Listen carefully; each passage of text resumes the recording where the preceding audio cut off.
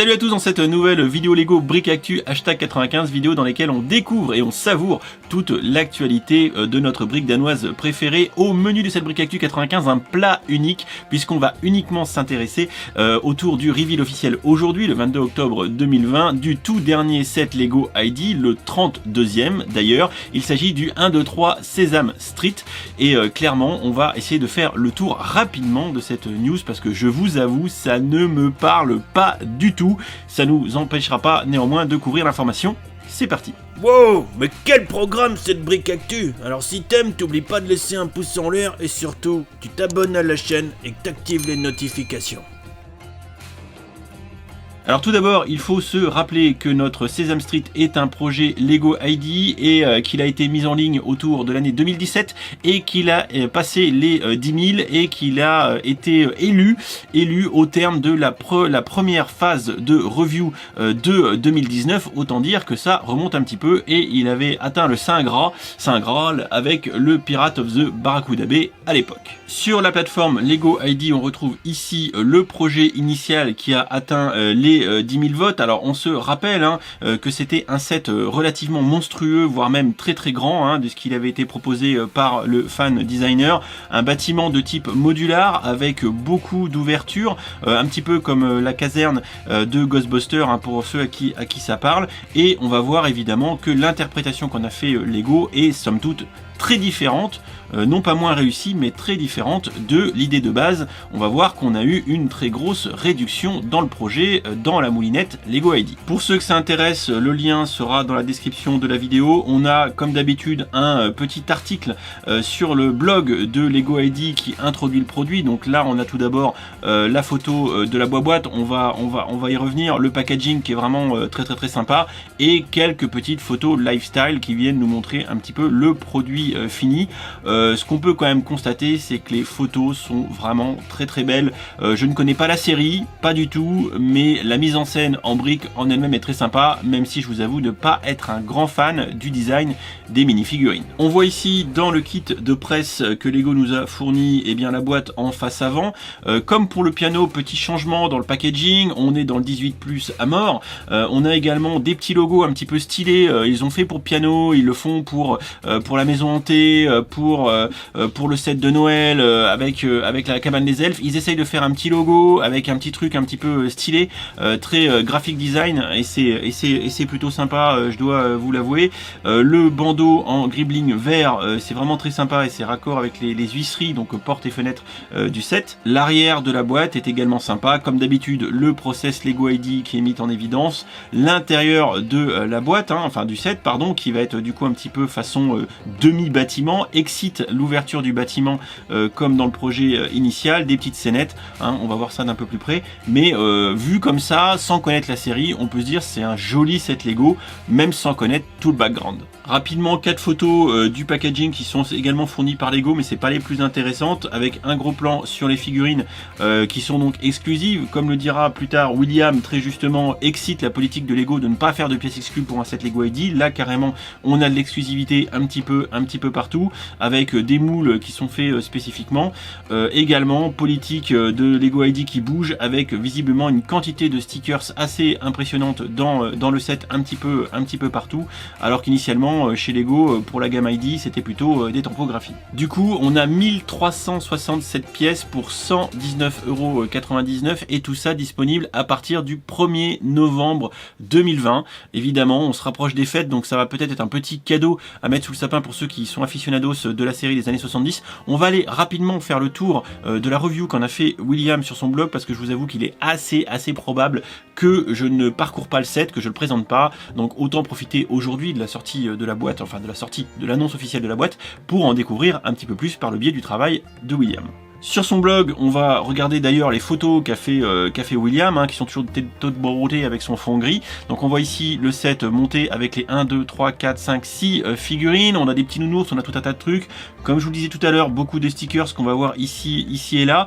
Ça fait un beau demi-building avec un petit peu des techniques modulaires. On voit un petit peu ici les espèces de petits débords au-dessus des fenêtres, un peu à l'américaine, on va dire à New York, un peu, enfin voilà, l'architecture un peu plus, pas très française, je vais dire ça comme ça, bâtiments très rectangulaires, c'est pas trop dans notre culture.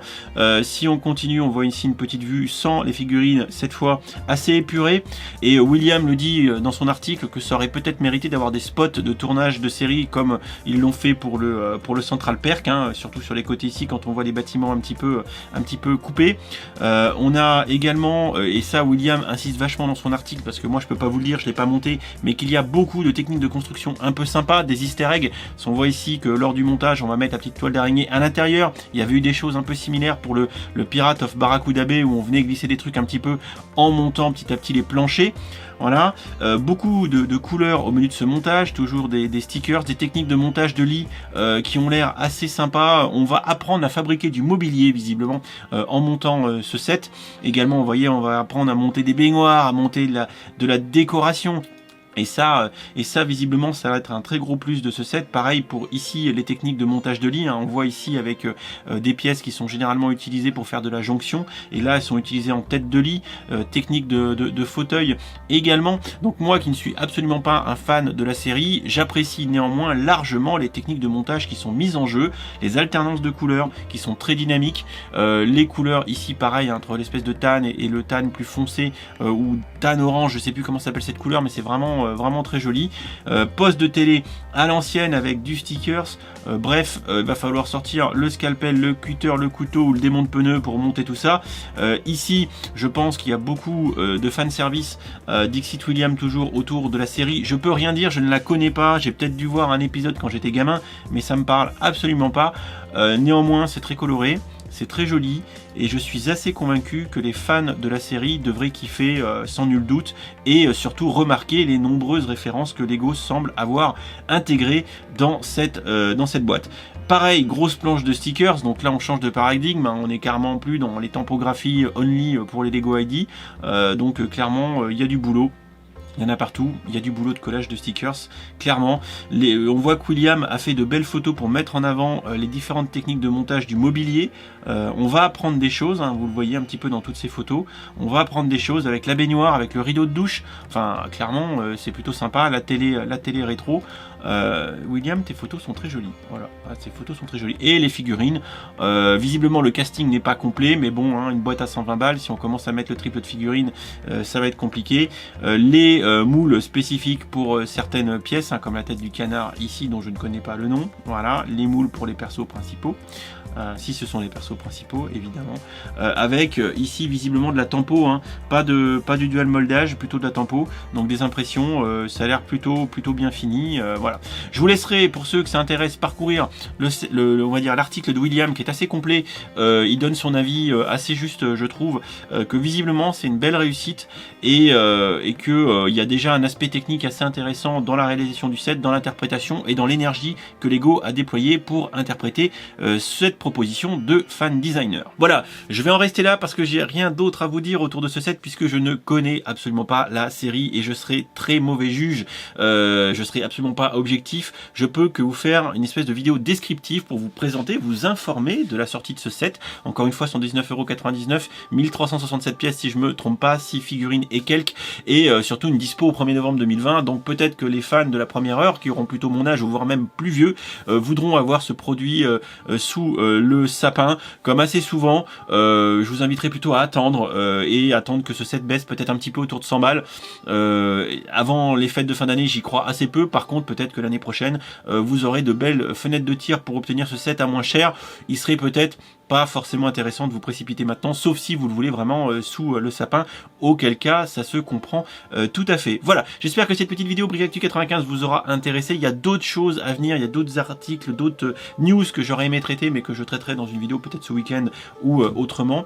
Donc voilà, n'hésitez pas toujours à vous abonner, à rester dans le coin, laisser un petit mot, laisser un petit pouce pour le travail de William, hein, qui fait toujours un travail dantesque, puisque moi, en grosse buse que je suis, en même temps je suis super occupé en ce moment, donc j'ai pas pu traiter en brique exclue à l'heure exacte du reveal de Lego. Je vous fais une petite brique actu en décalé, mais en même temps c'est pas très grave, vous m'en voulez pas, j'en suis sûr. Bref, je vous fais des bisous, je vous souhaite une bonne soirée et on se retrouve très vite dans le week-end pour des vidéos, du stream, tout ça. Des bisous, à plus tard.